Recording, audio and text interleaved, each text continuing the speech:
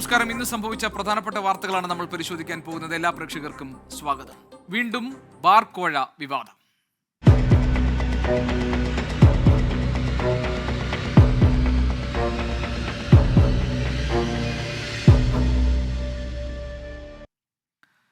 സംസ്ഥാനത്ത് വീണ്ടും ബാർ കോഴ വിവാദം. മദ്യനയത്തിൽ ഇളവ് പ്രഖ്യാപിക്കണമെങ്കിൽ ബാർ ഉടമകൾ 2.5 ലക്ഷം രൂപ വീതം കോഴ നൽകണമെന്ന് സംഘടനാ വൈസ് പ്രസിഡന്റ് അനിമോന്റെ ശബ്ദരേഖ പുറത്ത്. സംസ്ഥാന പ്രസിഡന്റിന്റെ നിർദ്ദേശമനുസരിച്ചാണ് പണപ്പിരിവെന്നും അനിമോൻ വ്യക്തമാക്കുന്നു. ആരോപണങ്ങൾ തള്ളി സംസ്ഥാന പ്രസിഡന്റ് വി സുനിൽകുമാർ രംഗത്തുണ്ട്. മദ്യനയത്തിലെ ഇളവിന് പകരമായി പണപ്പിരിവ് നിർദ്ദേശിച്ച് ഫെഡറേഷൻ ഓഫ് കേരള ഹോട്ടൽ അസോസിയേഷന്റെ സംസ്ഥാന നേതാവും ഇടുക്കി ജില്ലാ പ്രസിഡന്റുമായ അനിമോനാണ് ബാർ ഉടമകളുടെ വാട്സപ്പ് ഗ്രൂപ്പിൽ ശബ്ദ സന്ദേശം അയച്ചത്. ഡ്രൈ ഡേ ഒഴിവാക്കാനും ബാർ സമയം കൂട്ടാനുമടക്കം ഒരാൾ 2 ലക്ഷം രൂപ നൽകണം. ഇടുക്കി ജില്ലയിൽ നിന്ന് ഒരു ഹോട്ടൽ മാത്രമാണ് 2.5 ലക്ഷം രൂപ നൽകിയത്. സംഘടനയുടെ സംസ്ഥാന പ്രസിഡന്റിന്റെ നിർദ്ദേശപ്രകാരമാണ് പിരിവെന്നും അനിമോൻ ശബ്ദ സന്ദേശത്തിൽ പറയുന്നു. പുതിയ പോളിസി ഇപ്പോൾ ഇലക്ഷൻ കഴിഞ്ഞാൽ ഉടനെ വരുന്നതാണ്. അതിനകത്ത് നമ്മളിപ്പോൾ 1-ാം തീയതി ഡ്രൈ ഡേ എടുത്തു കളയും. അതുകൊണ്ട് 2.5 ലക്ഷം രൂപ വെച്ച് നമുക്ക് കൊടുക്കാൻ പറ്റുന്നുണ്ടെങ്കിൽ കൊടുക്കാൻ പറ്റുന്നവർ 2 ദിവസത്തിനുള്ളിൽ ഈ ഗ്രൂപ്പിലിടുക. ബാർ ഉടമകളുടെ സംഘടനയുടെ എക്സിക്യൂട്ടീവ് യോഗം ഇന്നലെ കൊച്ചിയിൽ ചേർന്നിരുന്നു. യോഗസ്ഥലത്ത് നിന്നാണ് ശബ്ദ സന്ദേശം അയക്കുന്നതെന്നും അനിമോൻ പറയുന്നുണ്ട്. പിന്നീട് ശബ്ദ സന്ദേശം ഡിലീറ്റ് ചെയ്യുകയും ചെയ്തു. എന്നാൽ അനിമോനെ തള്ളി federation of Kerala hotel association സംസ്ഥാന പ്രസിഡന്റ് വി സുനിൽകുമാർ രംഗത്തെത്തി. അനുകൂലമായ മദ്യനയത്തിനു വേണ്ടി പണപ്പിരിവിന് നിർദ്ദേശിച്ചിട്ടില്ലെന്നും പിരിക്കാൻ പറഞ്ഞത് അസോസിയേഷൻ കെട്ടിട നിർമ്മാണത്തിനുള്ള ലോൺ തുകയാണെന്നും വി സുനിൽകുമാർ. എന്തെങ്കിലും ചെയ്യണമായിരുന്നെങ്കിൽ അന്ന് ബാർ തുറന്നു തന്നപ്പോഴാണ് ചെയ്യേണ്ടിയിരുന്നത്. അപ്പോൾ അതിനുശേഷം ഒരു ചർച്ചയും ഒരു ഭാഗത്തും ഉണ്ടായിട്ടില്ല. ഞങ്ങൾ അങ്ങനെ ഞങ്ങളോട് ഒരിക്കലും ഈ ഗവൺമെൻറ് ഒരു ആവശ്യത്തിനും അത്തരത്തിലൊരു ആവശ്യത്തിനും ഞങ്ങളെ സമീപിച്ചിട്ടില്ല. പുതിയ സംഘടനയുണ്ടാക്കാൻ ശ്രമിച്ചതിന് അനിമോനെ ഇന്നലെ സംഘടനയിൽ നിന്ന് സസ്പെൻഡ് ചെയ്തിരുന്നതായും വി സുനിൽകുമാർ പറഞ്ഞു. ബാർ ഉടമകളുടെ ആവശ്യങ്ങൾ പരിഗണിച്ചുള്ള പുതിയ മദ്യനയത്തിന് തിരക്കിട്ട ചർച്ചകൾ നടക്കുന്നതിനിടെയാണ് പുതിയ വിവാദം. UDF കാലത്തെ ബാർ കോഴ ആരോപണം അന്നത്തെ പ്രതിപക്ഷമായ LDF വലിയ രാഷ്ട്രീയ വിവാദമാക്കിയിരുന്നു. 24 തിരുവനന്തപുരം. മദ്യനയവുമായി ബന്ധപ്പെട്ട ആരോപണങ്ങൾ പച്ചക്കള്ളമാണെന്ന് CPM സംസ്ഥാന സെക്രട്ടറി MV ഗോവിന്ദൻ. മദ്യനയത്തിൽ ഇതുവരെ ഒരു മാറ്റവും വരുത്തിയിട്ടില്ല. തെരഞ്ഞെടുപ്പിന് ശേഷം UDF വ്യാജ പ്രചാരണങ്ങൾ നടത്തുകയാണ്. എക്സൈസ് മന്ത്രി രാജിവെക്കേണ്ട ആവശ്യമില്ലെന്നും MV ഗോവിന്ദൻ പ്രതികരിച്ചു. ഇപ്രാവശ്യത്തെ മദ്യനയം എന്നതിനെ സംബന്ധിച്ച് പാർട്ടിയോ ഇടതുപക്ഷ ജനാധിപത്യ മുന്നണിയോ ഇടതുപക്ഷ ജനാധിപത്യ മുന്നണി ഗവൺമെന്റോ ആലോചിക്കുകയോ തീരുമാനിക്കുകയോ ചെയ്തിട്ടില്ല.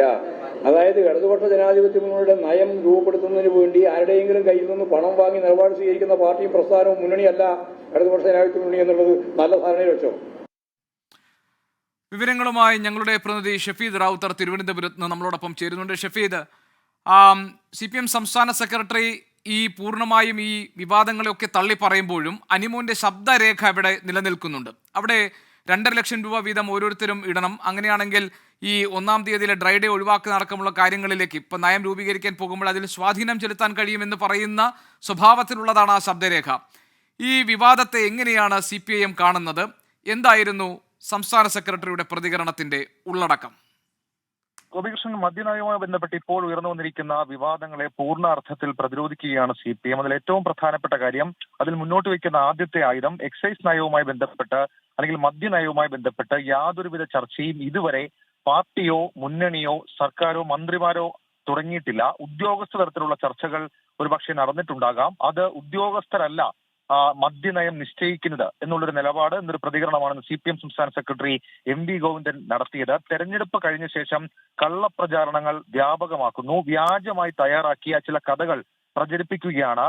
ആ കഥകൾക്ക് ചുക്കാൻ പിടിക്കുന്നത് പ്രതിപക്ഷ നേതാവും KPCC അധ്യക്ഷനുമാണ്. മാത്രമല്ല, അവർക്കൊരു തെറ്റിദ്ധാരണയുണ്ട്. UDFന്റെ കാലത്തെ മദ്യനയമല്ല ഇടതു സർക്കാർ പിന്തുടരുന്ന അവർ ഓർമ്മിച്ചോളണമെന്നടക്കമുള്ള കാര്യങ്ങൾ CPM സംസ്ഥാന സെക്രട്ടറി MV ഗോവിന്ദൻ ഇന്ന് വ്യക്തമാക്കുന്നുണ്ട്. ആരുടെയെങ്കിലും കയ്യിൽ നിന്ന് പണം വാങ്ങി നയം നിശ്ചയിക്കുന്നതല്ല LDF നിലപാടെന്ന് അദ്ദേഹം ഇന്ന് വ്യക്തമാക്കുകയും ചെയ്തിട്ടുണ്ട്. ഇടതുമുന്നണി ജനങ്ങളുടെ താല്പര്യമാണ് സംരക്ഷിക്കുന്നത്. മദ്യത്തിൽ സംസ്ഥാനത്തെ മുക്കുകയാണെന്ന പ്രതിപക്ഷത്തിന്റെ ആരോപണത്തിന് മറുപടി ഇന്ന് MV ഗോവിന്ദൻ നൽകിയിട്ടുണ്ട്. മദ്യ ഉപഭോഗം കുറഞ്ഞു സംസ്ഥാനത്ത് എന്നുള്ളതാണ് അതിന്റെ മറുപടി.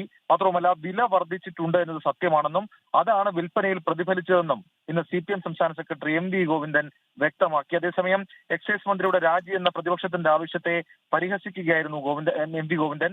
ഒരു രാജിയും വെക്കേണ്ട കാര്യമില്ലെന്നും ചർച്ച ചെയ്യാത്ത വിഷയത്തിൽ വെറുതെ കയറി അങ്ങ് പ്രസ്താവിക്കുകയാണെന്നും CPM സംസ്ഥാന സെക്രട്ടറി MV ഗോവിന്ദൻ പ്രതികരിച്ചിട്ടുണ്ട്. ഏതായാലും ഡ്രൈ ഡേ ശരി ഷഫീദ്, ഇതിനകത്ത് ഇപ്പോൾ അനിമോന്റെ ശബ്ദ സന്ദേശം പുറത്തു വന്നത് സ്വാഭാവികമായും ഈ സർക്കാരിനെയും പാർട്ടിയെയും ഒക്കെ പ്രതിരോധത്തിലാക്കുന്നതാണല്ലോ. അപ്പോൾ ഈ ശബ്ദ സന്ദേശത്തെക്കുറിച്ച് എന്താണ് CPM സംസ്ഥാന സെക്രട്ടറി പറയുന്നത്? അദ്ദേഹം അത് അങ്ങനെ ഒരു ശബ്ദ സന്ദേശം വന്നതിനെ കുറിച്ച് എന്തെങ്കിലും പറഞ്ഞു? യുമായി ബന്ധപ്പെട്ട ചോദ്യങ്ങൾക്ക് CPM സംസ്ഥാന സെക്രട്ടറിയുടെ മറുപടി, ഇക്കാര്യത്തിൽ മന്ത്രി ഒരു പരാതി കൊടുത്തിട്ടുണ്ട്, അല്ലെങ്കിൽ മന്ത്രി സംസ്ഥാന പോലീസ് മേധാവിക്ക് ഒരു കത്ത് നൽകിയിട്ടുണ്ട്. ആ ശബ്ദരേഖ അടക്കമുള്ള കാര്യങ്ങൾ വിശദമായി പരിശോധിക്കട്ടെ എന്ന് മാത്രമായിരുന്നു CPM സംസ്ഥാന സെക്രട്ടറിയുടെ പ്രതികരണം. ഗോപികൃഷ്ണൻ സൂചിപ്പിച്ചതുപോലെ സ്വാഭാവികമായും മദ്യനയം അടക്കമുള്ള കാര്യങ്ങളിൽ തിരക്കിട്ട ചർച്ചകൾ നടക്കുന്ന ഒരു ഘട്ടത്തിൽ ഈ രീതിയിൽ, അതായത് മദ്യനയം അനുകൂലമാക്കാൻ പണപ്പിരിവ് ആരംഭിച്ചു ബാർ ഉടമകൾ എന്ന രീതിയിൽ വരുന്ന ഒരു കാര്യം, അങ്ങനെ ഒരു വിവരം വരുമ്പോൾ സ്വാഭാവികമായും സർക്കാരിനെ കൂടുതൽ സംശയനില നിർത്തുമെന്നുള്ള കാര്യത്തിൽ തർക്കമില്ല. പ്രതിപക്ഷവും അതേ രീതിയിൽ രാഷ്ട്രീയ ആയുധമാക്കി ഇതിനോടകം തന്നെ അത് ഉപയോഗിച്ചു തുടങ്ങിയിട്ടുണ്ട്. ഒരുപക്ഷെ മദ്യനയത്തിന്റെ കാര്യത്തിൽ ഇനി LDFും സർക്കാരും സൂക്ഷ്മതയുള്ള നിലപാടായിരിക്കും എടുക്കുക. ഗോപികൃഷ്ണൻ. ശരി, ഷഫീദ് റാവുത്തറാണ് വിവരങ്ങൾ നൽകിയത്. മദ്യ നയവുമായി ബന്ധപ്പെട്ട കാര്യങ്ങളിൽ സ്വാധീനം ചെലുത്താൻ വേണ്ടി പണം ആവശ്യപ്പെടുന്ന ശബ്ദരേഖ പുറത്തു വന്നിരിക്കുന്ന സാഹചര്യത്തിൽ അത് പാർട്ടിയെ പ്രതിരോധത്തിലാക്കുന്നുണ്ട്. CPM സംസ്ഥാന സെക്രട്ടറി MV ഗോവിന്ദന്റെ പ്രതികരണം, ഇക്കാര്യത്തിൽ പരിശോധനകൾ നടക്കും, മദ്യനയം സംബന്ധിച്ച കാര്യങ്ങളിൽ ഒരു തീരുമാനവും സർക്കാർ എടുത്തിട്ടില്ല എന്നായിരുന്നു. ഷഫീദ് റാവുത്തറാണ് വിശദാംശങ്ങൾ നൽകിയത്. അതേസമയം പുതിയ ബാർ കോഴ വിവാദം ആയുധമാക്കുകയാണ് പ്രതിപക്ഷം. മദ്യനയത്തിൽ ഇളവ് വരുത്താൻ കോഴ വാങ്ങിയ മന്ത്രി MB രാജേഷ് രാജിവെക്കണം എന്ന് KPCC പ്രസിഡന്റ് K സുധാകരൻ ആവശ്യപ്പെട്ടു. തെരഞ്ഞെടുപ്പിന് മുൻപ് വലിയ തുക പിരിച്ചെന്നും ഇപ്പോൾ ആവശ്യപ്പെടുന്നത് കുടിശ്ശികയാണെന്നും K സുധാകരൻ ആരോപിച്ചു. മദ്യനയത്തിന്റെ പേരിൽ ബാർ ഉടമകളിൽ നിന്ന് കോടികൾ പിരിക്കാനുള്ള നീക്കം ഞെട്ടിപ്പിക്കുന്നതാണെന്ന് പ്രതിപക്ഷ നേതാവ് VD സതീശൻ പ്രതികരിച്ചു. എക്സൈസ് മന്ത്രി രാജിവെച്ചില്ലെങ്കിൽ ശക്തമായ പ്രതിഷേധം സംഘടിപ്പിക്കുമെന്നും പ്രതിപക്ഷ നേതാവ് പറഞ്ഞു. പ്രതികരണങ്ങളിൽ അബ്കാരി ചട്ടങ്ങളിൽ ഭേദഗതി വരുത്തി തരാം തെരഞ്ഞെടുപ്പിന് ശേഷം, പെരുമാറ്റച്ചട്ടത്തിന് ശേഷം എന്നുള്ള ഉറപ്പിന്മേലാണ് ഇപ്പോൾ വ്യാപകമായി സംസ്ഥാനത്ത് ബാർ ഉടമകളുടെ കയ്യിൽ നിന്നും പണം പിരിക്കുന്നത്. ഇതിൻ്റെ ഉത്തരവാദിത്വം ഏറ്റെടുത്തുകൊണ്ട് എക്സൈസ് മന്ത്രി രാജിവെക്കണം എന്ന് കേരളത്തിൽ പ്രതിപക്ഷം ആവശ്യപ്പെടുകയാണ്. മദ്യനയവുമായി ബന്ധപ്പെട്ട ബാർ ഉടമകളുമായി സർക്കാർ ഒരു ചർച്ചയും നടത്തിയിട്ടില്ല എന്നാണ് എക്സൈസ് മന്ത്രി MB രാജേഷിന്റെ വിശദീകരണം. മദ്യനയത്തിന്റെ പേരിൽ ആരെങ്കിലും പണപ്പിരിവിന് ശ്രമിച്ചാൽ ശക്തമായ നടപടിയെടുക്കും. ഡ്രൈ ഡേ മാറ്റാൻ സർക്കാർ തീരുമാനിച്ചിട്ടില്ലെന്നും മന്ത്രി വ്യക്തമാക്കി. സർക്കാർ മദ്യനയത്തിന്റെ ആലോചനകളിലേക്ക് കടന്നിട്ടില്ല. മദ്യനയത്തിന്റെ ചർച്ചകൾ, പ്രാരംഭ ചർച്ചകൾ പോലും ആയിട്ടില്ല. അപ്പം അത്തരമൊരു സാഹചര്യത്തിൽ ഇങ്ങനെ മദ്യനയത്തിൽ ചില കാര്യങ്ങൾ നടപ്പിലാക്കാം എന്ന് പറഞ്ഞുകൊണ്ട് പണപ്പിരിവിന് ശ്രമിക്കുന്നു എന്നുള്ളത് വളരെ ഗൗരവത്തോടെയാണ് കാണുന്നത്. അതിശക്തമായിട്ടുള്ള നടപടി അത്തരക്കാർക്കെതിരായിട്ട് എടുക്കും. ഒരു തരത്തിലും അത് വെച്ചുപൊറുപ്പിക്കില്ല. കഴിഞ്ഞ ഒരു മാസമായി മാധ്യമങ്ങളിൽ നിരന്തരമായിട്ട് വാർത്ത വന്നുകൊണ്ടിരിക്കുന്നുണ്ട്. അങ്ങനെ ചെയ്യാൻ പോകുന്നു, ഇങ്ങനെ ചെയ്യാൻ പോകുന്നു എന്നൊക്കെയുള്ള വാർത്തകൾ. ആ വാർത്തകളുടെ പശ്ചാത്തലത്തിൽ അത് ഉപയോഗപ്പെടുത്തിക്കൊണ്ട് ആരെങ്കിലും പണപ്പിരിവിന് ശ്രമിച്ചാൽ ശക്തമായ നടപടി അക്കാര്യത്തിലെടുക്കും. പുതിയ ബാർ കോഴ വിവാദത്തിൽ സർക്കാർ അടിയന്തര അന്വേഷണത്തിന് ഉത്തരവിടണമെന്ന് CPI നേതാവ് KK ശിവരാമൻ ആവശ്യപ്പെട്ടു. പണമുണ്ടെങ്കിൽ സർക്കാരിനെ സ്വാധീനിക്കാൻ കഴിയുമെന്ന വെളിപ്പെടുത്തൽ ഗൗരവമുള്ളതാണ്. സത്യാവസ്ഥ പുറത്തുവരണമെന്നും KK ശിവരാമൻ പറഞ്ഞു. ഇങ്ങനെ കുറേ ബാർ ഉടമകൾ വിചാരിച്ചാൽ ഒരു ഗവൺമെൻറ് അവർക്ക് വഴങ്ങിക്കൊടുക്കും എന്ന ധാരണ സമൂഹത്തിൽ പടരാൻ പാടില്ല. അതുകൊണ്ട് തന്നെ ഇതിൻ്റെ പിന്നിൽ ഒരു ഗൂഢാലോചനയുണ്ടോ എന്ന സംശയമുണ്ട്. അപ്പോൾ സ്വാഭാവികമായിട്ടും വളരെ ബോധപൂർവമാണ് വാട്സപ്പ് ഗ്രൂപ്പിലൂടെ അനിമോൻ ഇത്തരമൊരു അറിയിപ്പ് അല്ലെങ്കിൽ ഇങ്ങനൊരു തീരുമാനം ബാർ ഉടമകളെ അറിയിച്ചത് എന്നാണ് ഞാൻ കരുതുന്നത്. അതുകൊണ്ട് തന്നെ ഇതിനെക്കുറിച്ച് വളരെ ഗൗരവമേറിയ അന്വേഷണം നടത്തേണ്ടതുണ്ട്. VA ഗിരീഷ് ഞങ്ങളുടെ പ്രതിനിധിയുണ്ട് തിരുവനന്തപുരത്ത് നിന്ന് വിവരങ്ങളുമായി. ഗിരീഷ്, വളരെ ഗൗരവത്തോടുകൂടി സർക്കാർ കാണേണ്ടതാണല്ലോ ഈ പുതിയ ബാർ കോഴ വിവാദം. എന്തായിരുന്നു എക്സൈസ് മന്ത്രിയുടെ പ്രതികരണം? CPI ഇക്കാര്യത്തിൽ ഒരു അന്വേഷണം ഉടനെ തന്നെ പരിശോധന ആവശ്യമാണ്, സർക്കാരിനെ പണം കൊടുത്ത് സ്വാധീനിക്കാൻ കഴിയുമെന്നൊരു സന്ദേശം ഇതിനകത്ത് ഉൾച്ചേർന്നിട്ടുണ്ട് എന്ന ഒരു നിലപാടെടുത്തിരിക്കുന്നു. ഇത് ഏത് നിലയ്ക്കാണ് ഈ വിവാദം കൈകാര്യം ചെയ്യപ്പെടുക? സർക്കാർ നിലപാട് എന്താണ്?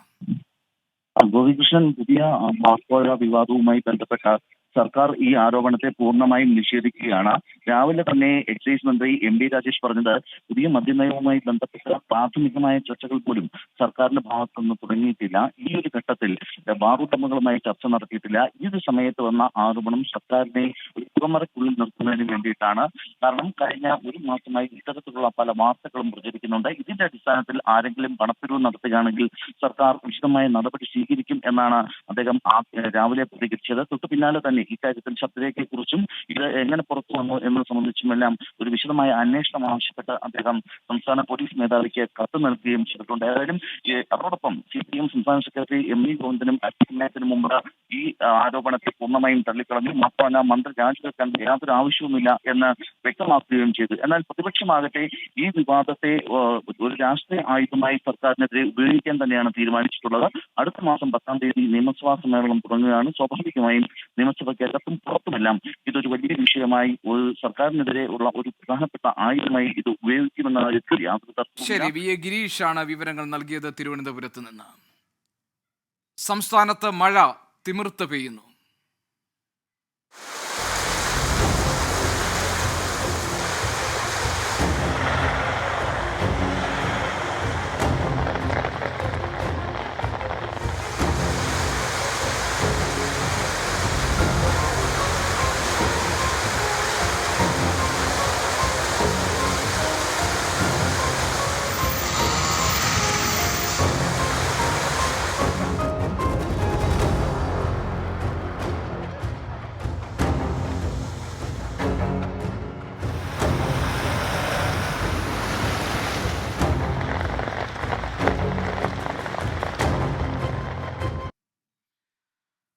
സംസ്ഥാനത്ത് 2 ദിവസം കൂടി ശക്തമായ മഴ തുടരുമെന്ന് കാലാവസ്ഥാ കേന്ദ്രം. ഇന്ന് മധ്യ കേരളത്തിലും വടക്കൻ കേരളത്തിലും അതിശക്തമായ മഴയ്ക്ക് സാധ്യതയുണ്ട്. എല്ലാ ജില്ലകളിലും ഇന്ന് മഴ മുന്നറിയിപ്പുണ്ട്. കൊച്ചിയിൽ വിവിധയിടങ്ങളിൽ വെള്ളക്കെട്ട് രൂക്ഷമാണ്. തൃശൂർ സ്വരാജ് റൗണ്ടിൽ കൂറ്റൻ മരം കടപുഴകി വീണു. കണ്ണൂർ വിമാനത്താവളത്തിന്റെ ചുറ്റുമതിൽ തകർന്നു.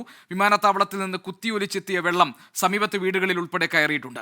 അലക്ഷറ മുഹമ്മദ് തിരുവനന്തപുരത്ത് നിന്ന്, അശ്വിൻ പാലാഴി കൊച്ചിയിൽ നിന്ന്, സൂരജ് സജി തൃശൂരിൽ നിന്ന്, സജു ദേവസ്യ കണ്ണൂരിൽ നിന്ന് വിവരങ്ങളുമായി നമുക്കൊപ്പം ചേരുന്നുണ്ട്. അലക്ഷറ മുഹമ്മദിലേക്ക് ആദ്യം അറിയേണ്ടത് തിരുവനന്തപുരത്തെ തലസ്ഥാന നഗരിയെ, തിരുവനന്തപുരം ജില്ലയെ ഈ ശക്തമായ മഴ എങ്ങനെ ബാധിച്ചു എന്നതാണ്. പല പ്രതികരണങ്ങളും നാട്ടുകാരുടേത് കണ്ടു. അവിടെ ഓടകളൊക്കെ കടപുഴകി, ഓടകളിൽ വെള്ളം നിറഞ്ഞ് പുറത്തേക്ക് ഒഴുകുന്നു. അതോടൊപ്പം തന്നെ വിവിധ ഇടങ്ങളിൽ വെള്ളക്കെട്ടുകൾ ഉണ്ടായിട്ടുണ്ടെന്നൊക്കെ പറയുന്നു. എന്താണ് വിശദാംശങ്ങൾ? എത്രത്തോളം ജനങ്ങൾ ബുദ്ധിമുട്ടിലാണ്? ഗോപി, തലസ്ഥാന നഗരത്തിൽ ഒരു 1.5 മണിക്കൂർ മഴ പെയ്താൽ അത് രൂക്ഷമായ വെള്ളക്കെട്ടിലേക്ക് നീങ്ങുന്ന സാഹചര്യമാണ്. അതിപ്പോഴും ആ സ്ഥിതി തന്നെ തുടരുന്നു എന്നുള്ളതാണ് ഏറ്റവും പ്രധാനപ്പെട്ട കാര്യം. പലയിടങ്ങളിലും, അതായത് കഴിഞ്ഞ ദിവസമൊക്കെ ആളുകളുടെ വലിയ തോതിലുള്ള വിമർശനം വന്നതിന് ശേഷം നഗരസഭ പലയിടങ്ങളിലും ആ മഴക്കാലപൂർവ്വ ശുചീകരണ പ്രവർത്തനങ്ങളുടെ വേഗം വർദ്ധിപ്പിച്ചിട്ടുണ്ട്. അത് ഓടകൾ വൃത്തിയാക്കാനും അതുപോലെ കാനകളും തോടുകളും കൈത്തോടുകളും ഒക്കെ അതിൻ്റെ ഒഴുക്ക് സുഗമമാക്കുന്ന നടപടികൾ നടത്തിയിട്ടുണ്ട്. പക്ഷേ ഒരു പ്രധാനപ്പെട്ട കാര്യം, ഈ സ്മാർട്ട് റോഡുമായി ബന്ധപ്പെട്ട റോഡുകളുടെ നിർമ്മാണ പ്രവർത്തനങ്ങൾ നടക്കുകയാണ്. അതിനാൽ ഏതാണ്ട് 28ഓളം റോഡുകളുടെ നിർമ്മാണം ഇനിയും പൂർത്തിയാകാനുണ്ട്. ആ റോഡുകളിലൊക്കെ കുഴിയും മറ്റുമൊക്കെ എടുത്തിട്ടിരിക്കുകയാണ്. അത് വലിയ പ്രതിസന്ധി സൃഷ്ടിക്കുകയാണ്. തലസ്ഥാന ജില്ലയെ സംബന്ധിച്ച് ആശ്വാസകരമാകുന്ന കാര്യം എന്തെന്ന് വെച്ചാൽ വലിയ മഴ ഇല്ല എന്നുള്ളതാണ്. കഴിഞ്ഞ ദിവസത്തെ അപേക്ഷിച്ച് വലിയ മഴ ഇന്ന് പെയ്തിട്ടില്ല. അത് മണിക്കൂറുകളോളം അങ്ങനെ നിന്ന് മഴ പെയ്യുന്നുമില്ല എന്നുള്ളതാണ് ആശ്വാസകരമായ കാര്യം. പക്ഷേ മിനിമം ഒരു 1.5 മണിക്കൂർ ശക്തമായ മഴ ലഭിച്ചാൽ തലസ്ഥാന നഗരത്തിലെ പല താഴ്ന്ന ഇടങ്ങളും വെള്ളക്കെട്ടിലാകും. അത് ജനവാസ മേഖലയാകട്ടെ, അതല്ല എങ്കിൽ റോഡുകളുള്ള പ്രദേശങ്ങളാകട്ടെ, കൃഷിഭൂമിയാകട്ടെ, അതെല്ലാം വെള്ളക്കെട്ടിലാകുന്ന സാഹചര്യം ഇപ്പോഴും നിലനിൽക്കുന്നുണ്ട്. വലിയ വിമർശനം നഗരസഭാ അധികാരികളും ഒക്കെ ഏറ്റുവാങ്ങേണ്ട സാഹചര്യം ഉണ്ടായിരുന്നു. കഴിഞ്ഞ ദിവസം മന്ത്രി വി ശിവൻകുട്ടിയുടെ നേതൃത്വത്തിൽ ഇതുമായി ബന്ധപ്പെട്ട അടിയന്തര യോഗം, അത് ജില്ലയിൽ നിന്നുള്ള മന്ത്രിമാർ, MLA മാർ, ഒപ്പം നഗരസഭാ പ്രതിനിധികൾ, കളക്ടർ അടക്കം പങ്കെടുത്തുകൊണ്ടാണ് അടിയന്തര യോഗം ചേർന്ന് സ്ഥിതിഗതികൾ വിലയിരുത്തിയത്. അതിൽ മന്ത്രി തന്നെ വിശദീകരിക്കുന്നത് ജൂൺ പകുതിയോടുകൂടി ഏതാണ്ട് 10 റോഡുകളെങ്കിലും സഞ്ചാരയോഗ്യമാക്കും. അതായത് ആ എടുത്തിട്ടിരിക്കുന്ന കുഴികൾ അത് അടയ്ക്കും, 10 റോഡുകളുടെയെങ്കിലും അടയ്ക്കുമെന്നാണ് മന്ത്രി തന്നെ വ്യക്തമാക്കുന്നത്. അതിനുള്ള കർശന നിർദ്ദേശം ഇതിനോടകം നൽകിയിട്ടുണ്ട്. പക്ഷേ ഇപ്പോഴും പ്രധാനപ്പെട്ട കാര്യം, അല്ലെങ്കിൽ ആശങ്കപ്പെടുത്തുന്ന കാര്യം, മഴ ഒന്ന് തിമിർത്ത് പെയ്തു കഴിഞ്ഞാൽ തലസ്ഥാന നഗരം വെള്ളത്തിലാകും എന്നുള്ള കാര്യത്തിൽ തർക്കമില്ല. അത് നേരത്തെ സൂചിപ്പിച്ചതുപോലെ ഈ ഓപ്പറേഷൻ അനന്തയടക്കം കൃത്യമായി നേരത്തെ തന്നെ VK പ്രശാന്ത് തലസ്ഥാന നഗരത്തിന്റെ മേയറായിരുന്നപ്പോൾ തുടങ്ങിയ ഒരു പദ്ധതിയാണ്. ആ പദ്ധതി അന്ന് തന്നെ അത് പൂർത്തീകരിച്ചിരുന്നെങ്കിൽ ഈ പ്രശ്നമൊന്നും ഉണ്ടാകില്ലായിരുന്നു എന്ന് വിദഗ്ധർ പറയുന്നുണ്ട്. ഈ ഓപ്പറേഷൻ അനന്ത പാതി വഴിയിൽ നിലച്ചത് വലിയ തോതിൽ നഗരത്തിലെ വെള്ളക്കെട്ട് രൂക്ഷമാകുന്നതിന് കാരണമായി പറയുന്നുണ്ട്. SS കോവിൽ റോഡിലൊക്കെ നേരത്തെ വലിയ തോതിൽ വെള്ളം കയറുമായിരുന്നു. അതിനുശേഷമാണ് വലിയ വിമർശനം ഉയർന്നതിനെ തുടർന്ന് ആ SS കോവിൽ റോഡ് പൊളിച്ച് അത് വീണ്ടും അതിനടിയിൽ ഓട വലുതാക്കി അത് പുതുക്കി പണിതത്. ആ നിർമ്മാണ പ്രവർത്തനങ്ങൾ പൂർത്തിയായിട്ടുണ്ട് SS കോവിൽ റോഡിൽ. പക്ഷേ ഇപ്പോഴും ഞാൻ നേരത്തെ സൂചിപ്പിച്ച പ്രതിസന്ധി നിലനിൽക്കുന്നുണ്ട്. മഴ ഒന്ന് കനത്തു പെയ്താൽ, അത് തുടർന്നു പെയ്താൽ തലസ്ഥാന നഗരത്തിന്റെ പലയിടങ്ങളും വെള്ളക്കെട്ടിലാകും എന്നുള്ളത് തന്നെയാണ്. പക്ഷേ ഇപ്പോൾ മണിക്കൂറുകളായി മഴ മാറി നിൽക്കുന്നുണ്ട്. അഥവാ പെയ്യുന്നത് പോലും ഇടത്തരം മഴയാണ്. അതാണ് നേരിയൊരു ആശ്വാസം തിരുവനന്തപുരത്തെ സംബന്ധിച്ച് നൽകുന്നത്. ഗോപി. ശരി, അലക്സ് റാം മുഹമ്മദാണ് വിവരങ്ങൾ നൽകിയത്. തൃശ്ശൂരിലേക്ക് പോകാം. സൂരജ് സജി തൃശ്ശൂരിൽ നിന്ന് വിവരങ്ങളുമായുണ്ട്. സൂരജ്, അവിടെ ഏനമാവ് ബണ്ട് തുറക്കുന്നു എന്ന വിവരം വരുന്നുണ്ട്. എങ്ങനെയാണ് തൃശ്ശൂരിൽ ഈ കനത്ത മഴ തൃശ്ശൂർ ജില്ലയെ ബാധിച്ചിരിക്കുന്നത്? ആളുകൾക്ക് ഏതൊക്കെ തരത്തിലുള്ള ബുദ്ധിമുട്ടുകളാണ് ഉള്ളത് തൃശ്ശൂരിൽ? സൂരജ്. വേണുദാ ദൃശ്യങ്ങളിൽ കാണുന്നത് തൃശ്ശൂരിന്റെ പ്രധാനപ്പെട്ട ബണ്ടാണ്. ഏനാമാവ് ബണ്ട് തുറന്നിരിക്കുന്നതാണ് ദൃശ്യങ്ങളിൽ കാണുന്നത്. ഏനാമാവ് ബണ്ട് പൊളിച്ച് മാറ്റുന്നതാണ്, പൊളിച്ച് വെള്ളം ഒഴുക്കി കളയുകയാണ്. കാരണം ഈ പെരുമ്പുഴ പാടത്തും അതുപോലെ തന്നെ കാഞ്ഞാണി പാടശേഖരത്തുമെല്ലാം വെള്ളം കയറി നിൽക്കുന്ന ഒരു സാഹചര്യമുണ്ട്, വെള്ളം ഉയരുന്ന ഒരു സാഹചര്യമുണ്ട്. ഈ ബണ്ട് ഇങ്ങനെ നിന്ന് കഴിഞ്ഞാൽ സ്വാഭാവികമായും വെള്ളം കയറും. അതോടൊപ്പം തന്നെ ഈ കോൾപ്പാടശേഖരത്തോട് ചേർന്ന് നിരവധി വീടുകൾ ഉൾപ്പെടെയുണ്ട്. അവിടെയെല്ലാം തന്നെ ഈ വെള്ളം കയറാനുള്ള സാധ്യതകളുണ്ട്. അത് മുൻനിർത്തിക്കൊണ്ടാണ് ഇപ്പോൾ ഈ ബണ്ട് തന്നെ പൊളിച്ചു മാറ്റിയിരിക്കുന്നത്. ഇന്നലെ ജില്ലാ കളക്ടർ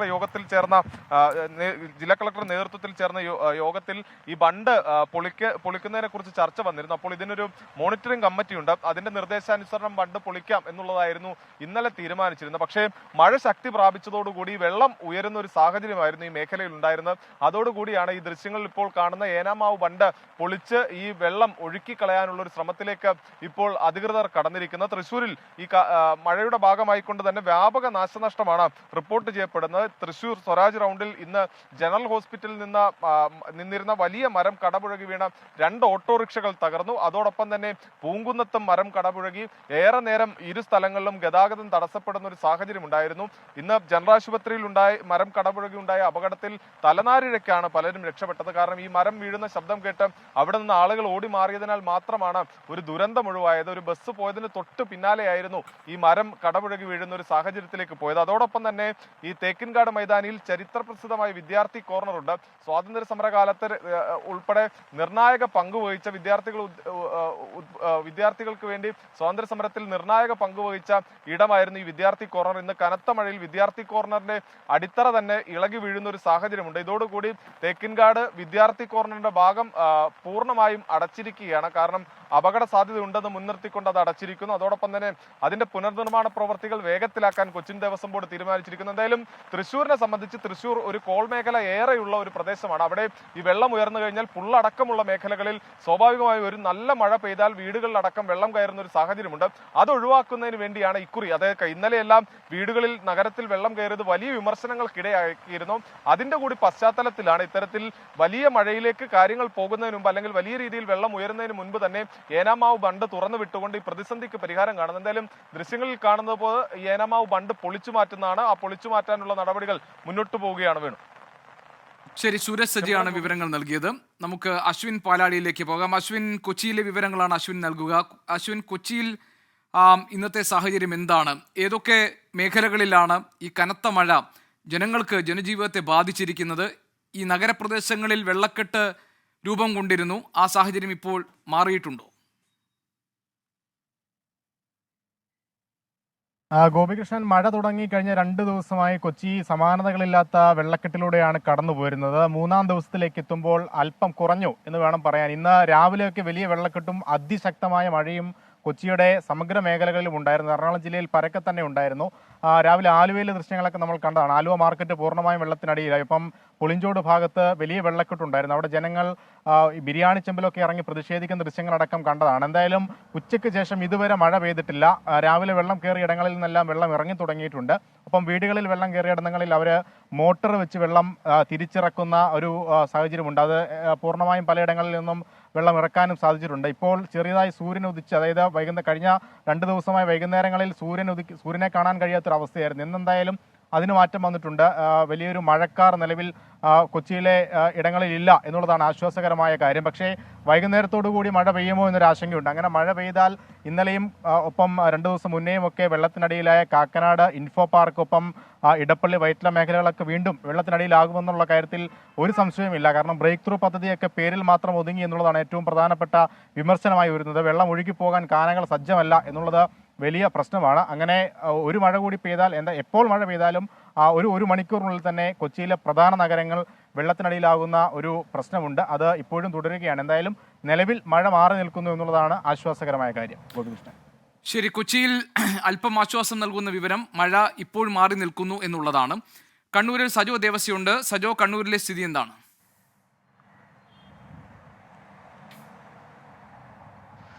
ഗോപികൃഷ്ണൻ, കണ്ണൂരിനെ സംബന്ധിച്ച് ആശങ്കപ്പെടേണ്ട സാഹചര്യം നിലവിൽ ഏതായാലും ഇല്ല. മഴ മാറി നിൽക്കുകയാണ്. ഇന്നലെ രാത്രിയും ഇന്ന് പുലർച്ചെ വരെയും അതിശക്തമായ മഴയുണ്ടായിരുന്നു.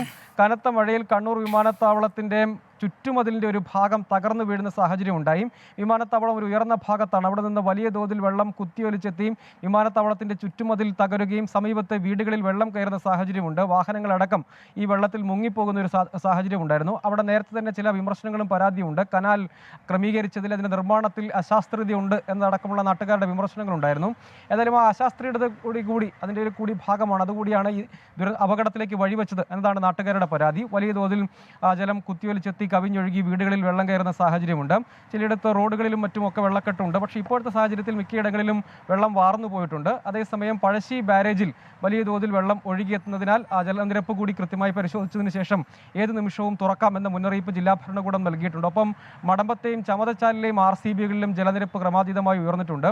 അവിടെയും ഷട്ടർ തുറന്ന ജലം പുറത്തേക്ക് ഒഴുക്കി വിടേണ്ടി വരും. ആ ഇടങ്ങളിൽ ചമതച്ചാൽ RCB, ഒപ്പം മടമ്പം റെഗുലേറ്റർ കം ബ്രിഡ്ജ് എന്നിവയും ഒപ്പം പഴശ്ശി ബാരേജിൻ്റെയും ഷട്ടറുകൾ ഏത് നിമിഷവും ഉയർത്തേണ്ട സാഹചര്യമുണ്ട്. കാരണം കനത്ത മഴ കഴിഞ്ഞ ദിവസം ലഭ്യമായിരുന്നു. പക്ഷേ ഇന്ന് പകൽ മുഴുവൻ ഏതാണ്ട് മഴ മാറി നിൽക്കുന്ന സാഹചര്യമാണ് ജില്ലയുടെ വിവിധ മേഖലകളിലുള്ളത്. മലയോര മേഖലയിൽ മാത്രമാണ് കുറച്ച് മഴ ലഭിച്ചത് എന്നത് ആശ്വാസകരമായ ഒരു കാര്യമാണ്. പക്ഷേ അപ്പോഴും ജില്ലയിൽ കർശനമായ ജാഗ്രത ഉണ്ടാകണം. ഈ RCBകളുടെയും ഒപ്പം പഴശ്ശി ബാരേജിന്റെയും സമീപ പ്രദേശങ്ങളിലുള്ളവർ, മലയോരത്ത് ഉള്ളവർ എന്നിവർ ജാഗ്രത പാലിക്കണമെന്ന സജോ ദേവസ്യാണ് കണ്ണൂരിൽ നിന്ന് വിവരങ്ങൾ നൽകിയത്. വിവിധ ഇടങ്ങളിൽ കനത്ത മഴ തോരാതെ പെയ്യുന്ന സാഹചര്യത്തിൽ എത്രത്തോളം അത് ജനജീവിതത്തെ ബാധിച്ചിട്ടുണ്ട് എന്ന് ഞങ്ങളുടെ പ്രതിനിധികൾ റിപ്പോർട്ട് ചെയ്യുകയായിരുന്നു.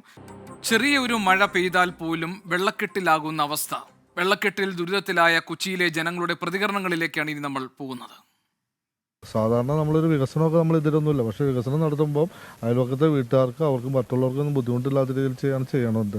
ഇത് ഇവിടുത്തെ ആളുകൾ എതിർത്തിട്ടും ആ രീതിയിലൊന്നും മൈൻഡ് ചെയ്യാണ്ട് അവർ ഇതായിട്ട് ബലമായിട്ട് ഇത് റോഡ് പണി നടത്തിക്കൊണ്ടുപോയി. ഇത്രയും ഭീകരമാവുന്ന ഇവർ ഓർത്തില്ല. മുനിസിപ്പാലിറ്റി ഇതുവരെ തിരിഞ്ഞു നോക്കിയിട്ടില്ല. തിരിഞ്ഞു നോക്കി, പക്ഷേ ഒന്നും ഇതുവരെ ഒന്നും ശാശ്വത നടപടികളെ പരിഹാരം ഒന്നും ഇതുവരെ പറഞ്ഞിട്ടില്ല. അവരും അന്താളിച്ചേക്കനെയാണ്. അവർ വന്ന ഉദ്യോഗസ്ഥർ പറഞ്ഞ് ശരിയാണ്, ഇത് ശാസ്ത്രീയമായ രീതിയിലാണ് പണിതേക്കണമെന്ന് അവർ സമ്മതിച്ചു. കനാലിൽ അങ്ങോട്ട് പോയ വെള്ളം എല്ലാം തിരിച്ചിങ്ങോട്ട് വന്നു.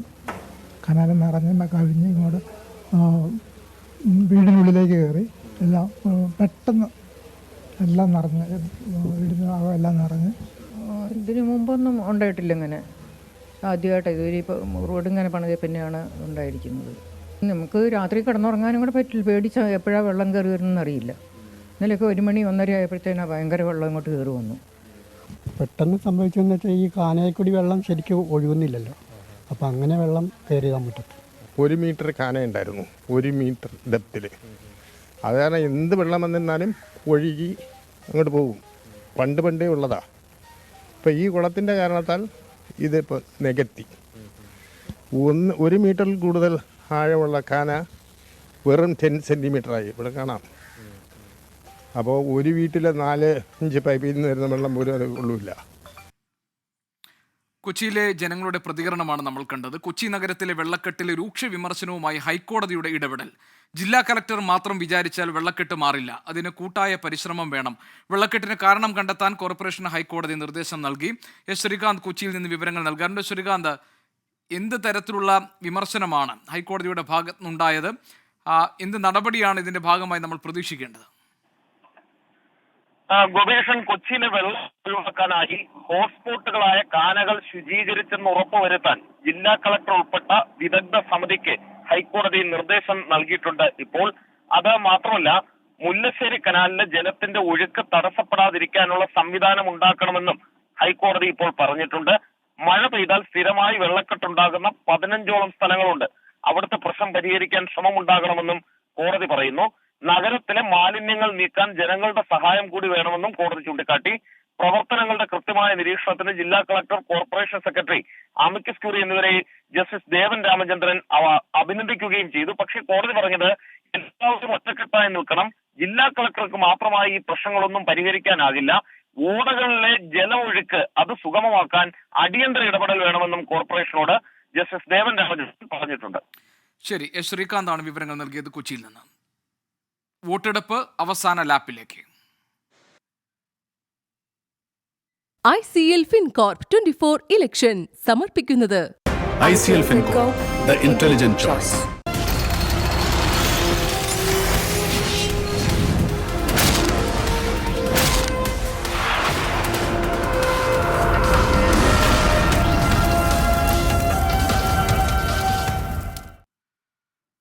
വോട്ടിംഗ് ശതമാനം പുറത്തുവിടണം എന്ന ഹർജിയിൽ തൽക്കാലം ഇടപെടാനാകില്ലെന്ന് സുപ്രീം കോടതി. തെരഞ്ഞെടുപ്പിനിടെ ഇലക്ഷൻ കമ്മീഷനെ ബുദ്ധിമുട്ടിക്കാനാകില്ലെന്നും കോടതി വ്യക്തമാക്കി. സന്നദ്ധ സംഘടനയായ ADRന്റെ ഹർജി തെരഞ്ഞെടുപ്പിന് ശേഷമായിരിക്കും പരിഗണിക്കുക. രാധാകൃഷ്ണൻ ഡൽഹിയിൽ നിന്ന് വിവരങ്ങൾ നൽകാനുണ്ട്. ഈ വോട്ടെടുപ്പിന്റെ കണക്കുകൾ, അതായത് എത്ര വോട്ടുകൾ രേഖപ്പെടുത്തി എന്ന കണക്കുകൾ ആവശ്യപ്പെട്ടുകൊണ്ടാണല്ലോ സുപ്രീം കോടതിയിൽ ഹർജി വന്നിരിക്കുന്നത്. ഈ കാര്യത്തിൽ ഈ 24-ാം തീയതി ഇന്ന് തെരഞ്ഞെടുപ്പ് കമ്മീഷനോട് വിവരങ്ങൾ കൈമാറാൻ കോടതി പറഞ്ഞിരുന്നു. ഇപ്പോൾ എന്താണ് തെരഞ്ഞെടുപ്പിന് ശേഷം പരിഗണിക്കാമെന്നൊരു നിലപാട് സുപ്രീം കോടതി സ്വീകരിച്ചിരിക്കുന്നത്?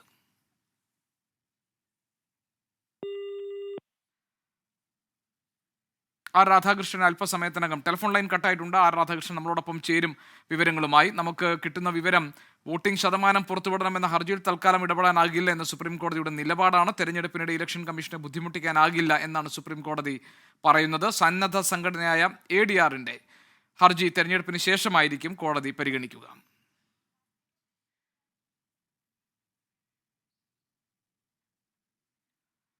രാധാകൃഷ്ണൻ അല്പസമയം നമുക്ക് ഡൽഹിയിൽ നിന്ന് കണക്ട് ചെയ്യാൻ കഴിയും. മറ്റൊരു വാർത്തയിലേക്ക്. ലോക്സഭാ തെരഞ്ഞെടുപ്പിലെ 6ാം ഘട്ട വോട്ടെടുപ്പ് നാളെ നടക്കാനിരിക്കെ ആരോപണ പ്രത്യാരോപണങ്ങളുമായി കളം നിറയുകയാണ് നേതാക്കൾ. ദേശീയ വികാരങ്ങളെ ദേശവിരുദ്ധമായി ചിത്രീകരിക്കുന്ന BJPക്ക് ഈ തെരഞ്ഞെടുപ്പ് കനത്ത തിരിച്ചടി നൽകുമെന്ന് കോൺഗ്രസ് നേതാവ് പ്രിയങ്ക ഗാന്ധി കുറ്റപ്പെടുത്തി. അഴിമതിക്കാരോട് പൊറുക്കാൻ രാജ്യത്ത് ജനങ്ങൾക്ക് സാധിക്കാത്തിടത്തോളം കാലം BJP അധികാരത്തിൽ തുടരുമെന്ന് പ്രധാനമന്ത്രി തിരിച്ചടിച്ചു. 10 सालों से आप देख रहे हैं बड़ी बड़ी बातें मंच पे, देशभक्ति की बातें मैं पूछना चाहती हूँ, कौन है वो देशभक्त जो इस देश को, इसकी आत्मा को नहीं समझ पाया, जो इस देश के किसान का आदर नहीं कर पाया? कौन है वो देशभक्त? തെരഞ്ഞെടുപ്പ് വിജയം ഇന്ത്യ മുന്നണിക്ക് അന്യമാണെന്ന വാദമാണ് പ്രധാനമന്ത്രി ഇന്നും ഉയർത്തിയത്. എല്ലാ പൊതുജന താൽപര്യങ്ങൾക്കുമെതിരാണ് ഇന്ത്യ മുന്നണിയുടെ ഘടന. അഴിമതിക്കാരെ സാമാന്യവൽക്കരിക്കുകയാണ് ഇന്ത്യ മുന്നണി ചെയ്യുന്നത്. मोदी ने कांग्रेस के मुकाबले कई गुना ज्यादा पैसे दिए। मोदी ने कहा है बॉर्डर पर सड़कें बनाओ, इंफ्रास्ट्रक्चर बनाओ। आज बॉर्डर किनारे सैकड़ों किलोमीटर नई सड़कें बनी है। आज बॉर्डर किनारे रहने वाले फौजियों का, हमारे लोगों का जीवन आसान हुआ है. ഡൽഹിയിലെയും ഹരിയാനയിലെയും മുഴുവൻ സീറ്റുകളിലേക്കും നാളെയാണ് വോട്ടെടുപ്പ്. നിശബ്ദ പ്രചരണ ദിവസമായ ഇവിടങ്ങളിൽ പ്രധാനപ്പെട്ട നേതാക്കന്മാരുടെ നേതൃത്വത്തിൽ വീടുകൾ കയറിയുള്ള പ്രചരണമാണ് ഇന്ന് നടക്കുന്നത്.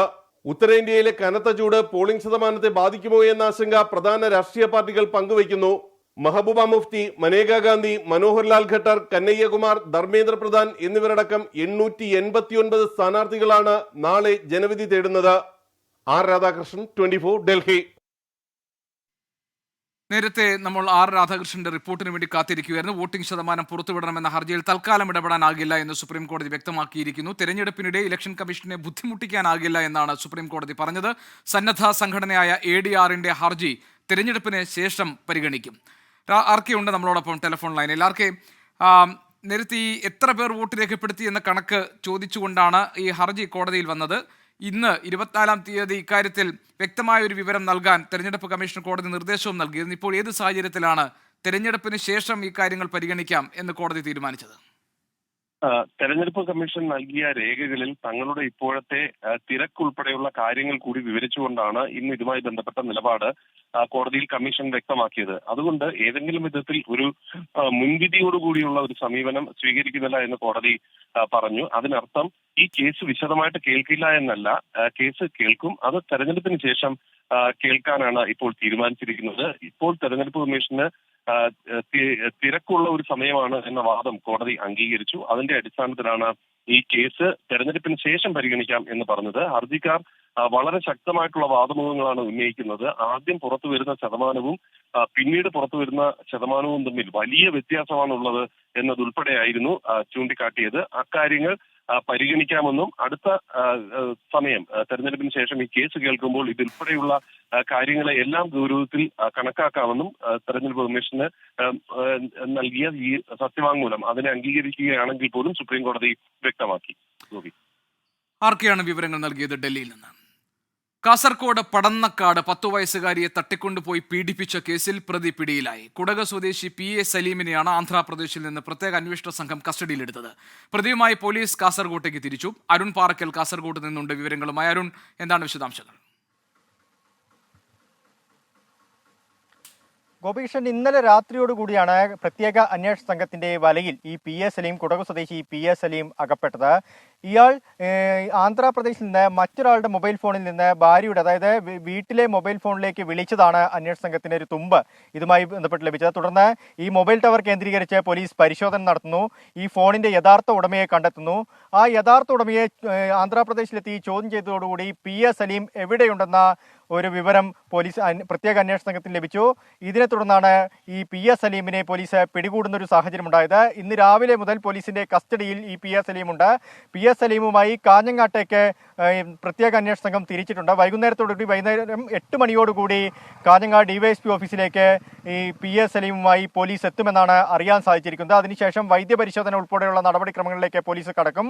അതിനുശേഷമായിരിക്കും അറസ്റ്റിലേക്ക് കടക്കുക. തുടർന്ന് കോടതിയിൽ ഹാജരാക്കി കസ്റ്റഡിയിൽ വാങ്ങി തെളിവെടുപ്പ് ഉൾപ്പെടെയുള്ള നടപടികളിലേക്ക് പെട്ടെന്ന് തന്നെ എത്രയും വേഗം തന്നെ കടക്കാനാണ് പോലീസിന്റെ ശ്രമമുള്ളത്. കാരണം ഈ സംഭവം നടന്ന മെയ് 15-നാണ് ഈ സംഭവം നടക്കുന്നത്. ഇന്നേക്ക് 10 ദിവസം പിന്നിട്ടു. വലിയ രീതിയിലുള്ള ഒരു പ്രതിഷേധം പല കോണുകളിൽ നിന്നും ഉയർന്നു വന്നിരുന്നു. ഇതിനിടയിലാണ് ഇപ്പോൾ 10ാമത്തെ ദിവസം പോലീസ് അന്വേഷണ സംഘത്തിന്റെ കസ്റ്റഡിയിലാവുന്നത്. ഗോപികൃഷ്ണൻ, മലപ്പുറം പൊന്നാനിയിൽ നിരപരാധിയെ ജയിലിൽ അടച്ചതിൽ ജില്ലാ പോലീസ് മേധാവി റിപ്പോർട്ട് തേടി. വെളിയങ്കോട് സ്വദേശി ആലുങ്ങൽ അബൂബക്കറെയാണ് പൊന്നാനി പോലീസ് ആളുമാറി അറസ്റ്റ് ചെയ്തത്. 4 ദിവസമാണ് അബൂബക്കർ ജയിലിൽ കിടന്നത്. പൊന്നാനി പോലീസിന് വീഴ്ചയുണ്ടായി എന്നാണ് പ്രാഥമിക നിഗമനം. ഷഹദ് റഹ്മാൻ മലപ്പുറത്ത് വിവരങ്ങൾ നൽകാനുണ്ട്. ഷഹദ്, ഈ കേസിൽ, ഈ സംഭവത്തിൽ പോലീസ് മേധാവി റിപ്പോർട്ട് തേടിയിരിക്കുകയാണല്ലോ. എന്താണ് യഥാർത്ഥത്തിൽ സംഭവിച്ചത്?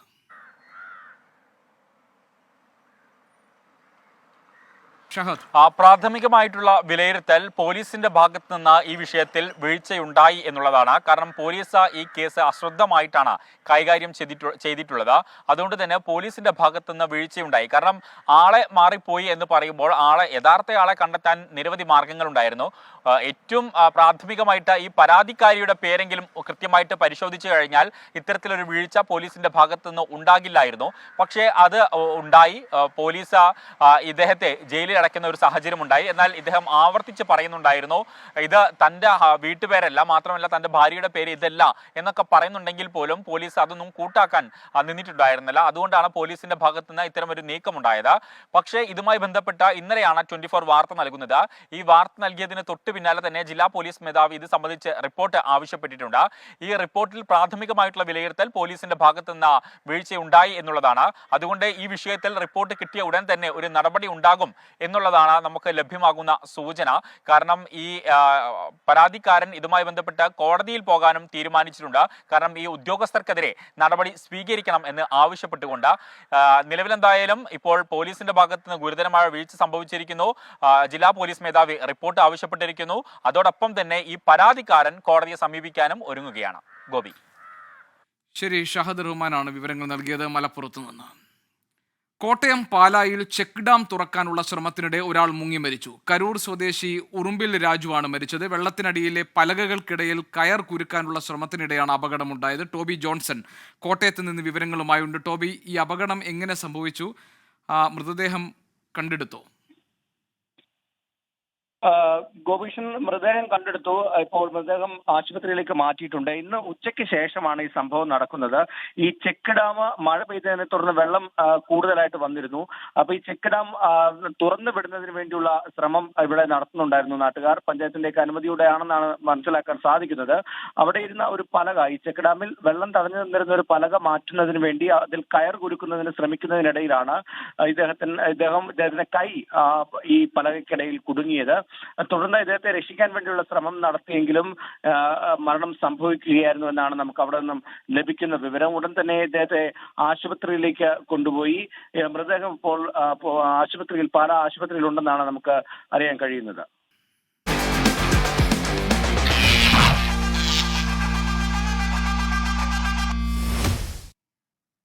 IPL രണ്ടാം ക്വാളിഫയറിൽ ഇന്ന് രാജസ്ഥാൻ റോയൽസ് സൺറൈസേഴ്സ് ഹൈദരാബാദിനെ നേരിടും. രാത്രി 7:30 ചെന്നൈയിലാണ് മത്സരം. ചെന്നൈ ചെപ്പോക്ക് സ്റ്റേഡിയത്തിൽ നിന്ന് അനിൽ വാസുദേവ് ചേരുന്നു. അനിൽ, ഇന്നും വാശിയേറിയ, ഒരുപക്ഷെ കാണികൾ വളരെ ആകാംക്ഷയോടുകൂടി നോക്കി നിൽക്കുന്ന മത്സരമാണ് ചെന്നൈ ചെപ്പോക്ക് സ്റ്റേഡിയത്തിൽ നടക്കാൻ പോകുന്നത്. രണ്ടാം ക്വാളിഫയർ ആരാണ്? അത് രാജസ്ഥാൻ റോയൽസ് ആണോ സൺറൈസേഴ്സ് ഹൈദരാബാദ് ആണോ? ഇന്ന് അറിയാൻ പോകുന്ന മത്സരമാണ്. ആവേശം എത്രത്തോളം ഉണ്ട്? തീർച്ചയായും മത്സരം അങ്ങേയറ്റം ആവേശകരമായ ഒരു മത്സരം തന്നെയാണ്. ഫൈനലിലേക്ക് കൊൽക്കത്തയെ നേരിടാൻ ആരാണ് പോകുന്നത് എന്നറിയാനുള്ള ആകാംക്ഷയോടെയാണ് ആരാധകരെല്ലാം തന്നെ കാത്തിരിക്കുന്നത്. ചെന്നൈ ചെക്ക് പോക്കിൽ പതിവായി നിറഞ്ഞു കവിയുന്ന ആരാധകർ കാണികളായി ഇല്ലെങ്കിൽ പോലും അത്യാവശ്യം കുറച്ച് ആരാധകരൊക്കെ വന്നിട്ടുണ്ടെന്നാണ് പ്രതീക്ഷിക്കുന്നത്. മുമ്പ് ചെന്നൈയുടെ മത്സരത്തിനൊക്കെ വന്നപ്പോൾ ഈ റോഡിൽ നിൽക്കാൻ പറ്റാത്ത ഒരവസ്ഥയാണെങ്കിൽ ഇന്ന് അങ്ങനെ ഒരു കാഴ്ചയില്ല.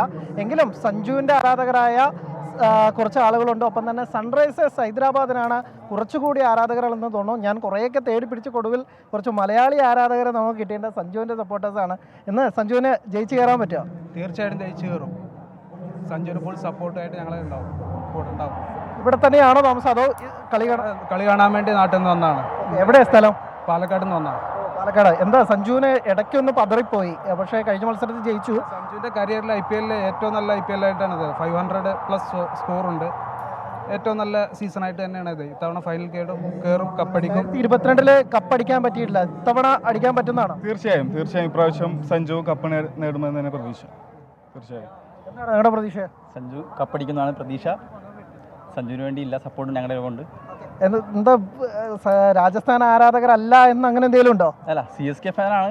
പിന്നെ CSK കയറാത്തതുകൊണ്ട് ആസ് യൂഷ്വലി മലയാളി എന്ന നിലയിൽ സഞ്ജുവിനെ സപ്പോർട്ട് ചെയ്യുന്നു. സെക്കൻഡ് ഫേവറേറ്റ് ടീം രാജസ്ഥാൻ തന്നെയാണ്.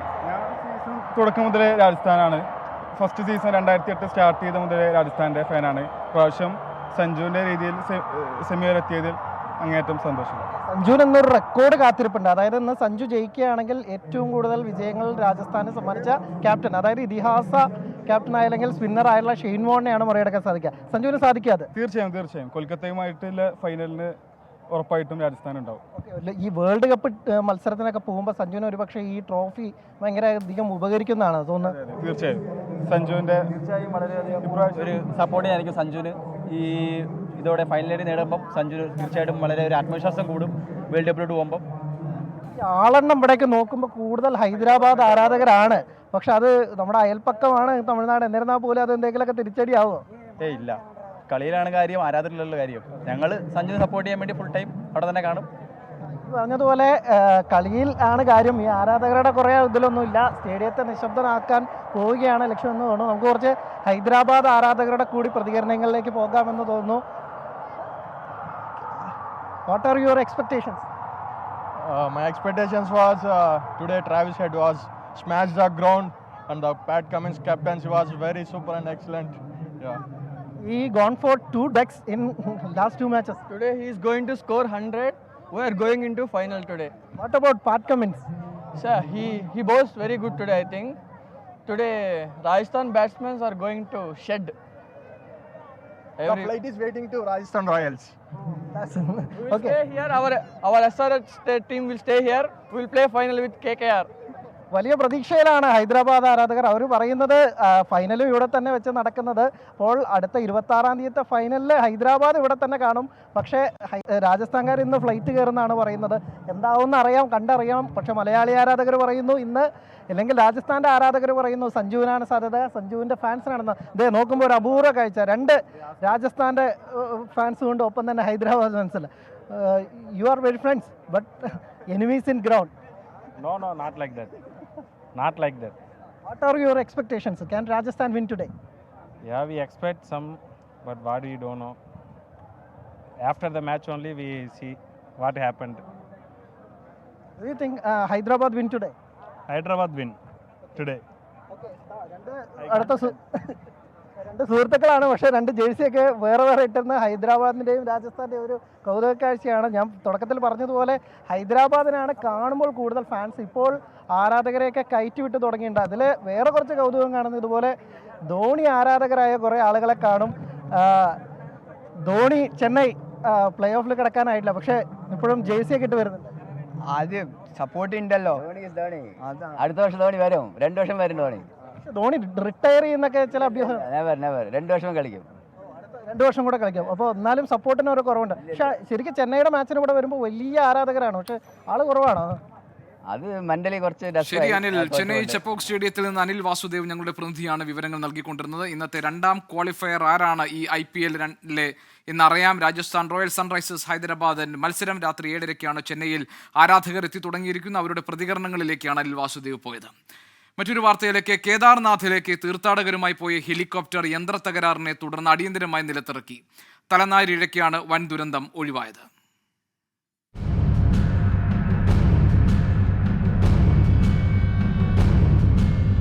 കേദാർനാഥ് തീർത്ഥാടകരുമായി സിർസിൽ നിന്ന് തിരിച്ച ഹെലികോപ്റ്ററാണ് രാവിലെ 7 മണിയോടെ അടിയന്തര ലാൻഡിംഗ് നടത്തിയത്.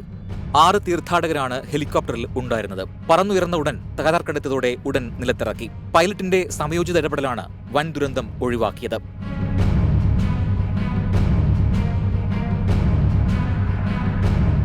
ഹെലിപാഡിന് മീറ്ററുകൾക്കപ്പുറമാണ് ഹെലികോപ്റ്റർ ലാൻഡ് ചെയ്തത്.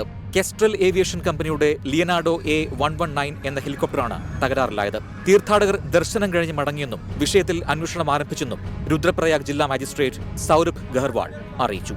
News desk 24. ഷവർമ വിൽക്കുന്ന ഭക്ഷണശാലകളിൽ ഭക്ഷ്യസുരക്ഷാ വകുപ്പിന്റെ പരിശോധന. 52 സ്ഥാപനങ്ങളിൽ വിൽപ്പന നിർത്തിവെപ്പിച്ചു. 512 സ്ഥാപനങ്ങളിലാണ് പരിശോധന നടത്തിയത്. അലക്സ് മുഹമ്മദ് തിരുവനന്തപുരത്ത് വിവരങ്ങളുമായുണ്ട്. അലക്സ്, തിരുവനന്തപുരത്ത് മാത്രമാണോ പരിശോധന? എന്താണ് ഈ പരിശോധനയ്ക്കുള്ള കാരണം? ഗോപി, സംസ്ഥാന വ്യാപകമായി നടത്തിയ പരിശോധനയാണ്. ഷവർമ നിർമ്മാണത്തിൽ കടയുടമകൾ മാനദണ്ഡം പാലിക്കുന്നുവെന്ന് ഉറപ്പുവരുത്താനായിരുന്നു ഈ പരിശോധന നടത്തിയത്. അത്തരത്തിൽ അശാസ്ത്രീയമായി ഷവർമ ഉണ്ടാക്കുന്നുവെന്ന പരാതി പലയിടത്തുനിന്നും ഉയർന്നു വന്ന പശ്ചാത്തലത്തിലാണ് ഈ ഒരു പരിശോധന തന്നെ ഭക്ഷ്യസുരക്ഷാ വകുപ്പ് നടത്തിയത്. അതിൽ 47 സ്ക്വാഡുകളായിരുന്നു സംസ്ഥാന വ്യാപകമായി ഈ പരിശോധനയിൽ പങ്കെടുത്തത്. 512 വ്യാപാര കേന്ദ്രങ്ങളിൽ പരിശോധന പൂർത്തിയായതായി മന്ത്രി തന്നെ വ്യക്തമാക്കുന്നുണ്ട്. കൃത്യമായ മാനദണ്ഡങ്ങൾ പാലിക്കാതെ പ്രവർത്തനം നടത്തിയ 52 സ്ഥാപനങ്ങളിലെ ഷവർമ വ്യാപാരം നിർത്തിവെപ്പിച്ചിട്ടുണ്ട്. 108 സ്ഥാപനങ്ങൾക്ക് കോമ്പൗണ്ടിംഗ് നോട്ടീസും 56 സ്ഥാപനങ്ങൾക്ക് റെക്ടിഫിക്കേഷൻ നോട്ടീസും നൽകിയതായി വകുപ്പ് മന്ത്രി വീണ ജോർജ് വ്യക്തമാക്കുന്നു. പാഴ്സലിൽ ലേബൽ കൃത്യമായി പതിക്കാതെ വിതരണം നടത്തിയ 40 സ്ഥാപനങ്ങൾക്കെതിരെ നടപടി സ്വീകരിച്ചതായും മന്ത്രി വ്യക്തമാക്കിയിട്ടുണ്ട്. ശക്തമായ പരിശോധനകൾ തുടരും എന്നും മന്ത്രി വ്യക്തമാക്കുന്നുണ്ട്. ഈ ഭക്ഷണം, അതായത് സുരക്ഷിത ഭക്ഷണം ഉറപ്പുവരുത്തുന്നതിന്റെ ഭാഗമായി 2024 ഏപ്രിൽ മാസം, അതായത് ഏപ്രിൽ മാസത്തിലാകെ 4545 പരിശോധനകൾ നടത്തിയതായാണ് വകുപ്പ് വ്യക്തമാക്കുന്നത്. സംസ്ഥാന വ്യാപകമായി നടത്തിയ അത്തരം പരിശോധനകളിൽ വിവിധ ഇനത്തിലായി 17,10,000 രൂപ പിഴയായി ഈടാക്കിയതായും വകുപ്പ് വ്യക്തമാക്കുന്നുണ്ട്. എന്താണെങ്കിലും ഈ പരിശോധന തുടരുമെന്നാണ് ഭക്ഷ്യസുരക്ഷാ വകുപ്പ് വ്യക്തമാക്കുന്നത്. ശരി, അലക്സ് മുഹമ്മദാണ് വിവരങ്ങൾ നൽകിയത്. ഷവർമ വിൽക്കുന്ന ഭക്ഷണശാലകളിൽ ഭക്ഷ്യ സുരക്ഷാ വകുപ്പിന്റെ പരിശോധനകൾ നടക്കുകയാണ്. ആറ്റിങ്ങൽ ഇരട്ടക്കൊലപാതക കേസിൽ പ്രതി നിനോ മാത്യുവിന് വധശിക്ഷയിൽ ഇളവ്. നിനോ മാത്യുവിന്റെ ശിക്ഷ ഹൈക്കോടതി ജീവപര്യന്തമാക്കി കുറച്ചു. പരോളില്ലാതെ 25 വർഷം തടവ് ശിക്ഷ അനുഭവിക്കണം. 2ാം പ്രതി അനുശാന്തിയുടെ അപ്പീലും കോടതി തള്ളി. അശ്വിൻ പാലാടി കൊച്ചിയിൽ നിന്നുണ്ട് വിവരങ്ങളുമായി. അശ്വിൻ, എന്താണ് വിശദാംശങ്ങൾ? ഗോപികൃഷ്ണൻ, 2014 കേസിനാസ്പദമായ സംഭവം. തിരുവനന്തപുരം ടെക്നോ പാർക്കിലെ ജീവനക്കാരായിരുന്ന അനുശാന്തിയും ഒപ്പം നിനോ മാത്യുവും പ്രണയത്തിലായിരുന്നു. ഇതിനു മുമ്പ് അനുശാന്തി വിവാഹിതയുമായിരുന്നു. ആ വിവാഹ ബന്ധത്തിൽ 4 വയസ്സുള്ളൊരു കുട്ടിയുണ്ടായിരുന്നു. ആ കുട്ടിയെയും ഭർത്തൃമാതാവിനെയും കൊലപ്പെടുത്തിയ കേസിലാണ് ഇരുവർക്കും കോടതി ശിക്ഷ നൽകിയത്. ശിക്ഷ അനുഭവിച്ചു പോരവെ അനുശാന്തി ചികിത്സയുടെ ആവശ്യത്തിന് വേണ്ടി സുപ്രീം കോടതി നൽകിയ ജാമ്യത്തിലാണ് നിലവിലുള്ളത്. അതിനിടെയാണ് ശിക്ഷയിൽ ഇളവ് ആവശ്യപ്പെട്ടുകൊണ്ട് ഇവർ കോടതി കോടതിയെ സമീപിക്കുകയും ചെയ്തത്. അതിലാണ് പ്രതി നിനോ മാത്യുവിൻ്റെ ശിക്ഷ, ഒന്നാം പ്രതിയുടെ ശിക്ഷ, വധശിക്ഷ അത് ജീവപര്യന്തമാക്കി കുറച്ചത്. 25 വർഷം പരോളില്ലാതെ ഈ ശിക്ഷ അനുഭവിക്കേണ്ടി വരും. ഒപ്പം രണ്ടാം പ്രതിയായ അനുശാന്തിയുടെ ശിക്ഷ ഇളവ് ആവശ്യപ്പെട്ടുള്ള ഹർജി കോടതി തള്ളുകയും ചെയ്തിട്ടുണ്ട്. എന്തായാലും ഇതുമായി ബന്ധപ്പെട്ട ഒന്നാം പ്രതിക്ക് മാത്രമാണ് ശിക്ഷയിൽ നിലവിൽ ഇളവ് നൽകിയിട്ടുള്ളത്. ഗോപികൃഷ്ണൻ. ശരി, അശ്വിൻ പാലാടിയാണ് കൊച്ചിയിൽ നിന്ന് വിവരങ്ങൾ നൽകിയത്.